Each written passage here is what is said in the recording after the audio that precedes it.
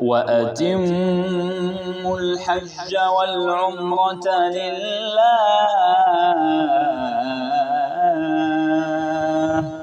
فإن أحصرتم فما استيسر من الهدي ولا تحلقوا رؤوسكم حتى يبلغ الهدي محله فمن كان منكم مريضا أو به أذى من رأسه ففدية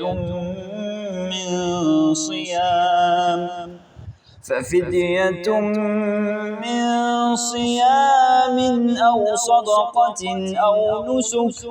فإذا أمنتم فمن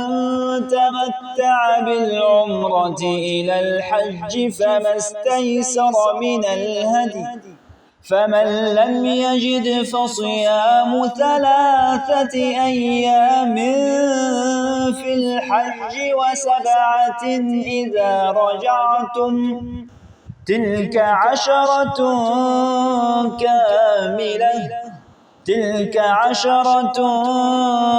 كاملة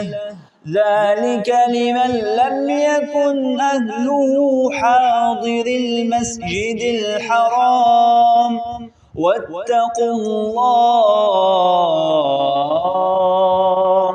واتقوا الله واعلموا أن الله شديد العقاب. الحج أشهر معلومات فمن فرض فيهن الحج فلا رفث ولا فسوق ولا جدال في الحج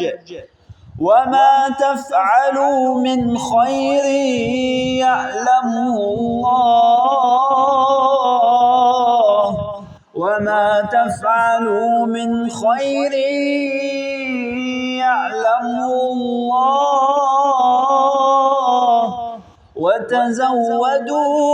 وتزودوا فإن خير الزاد التقوى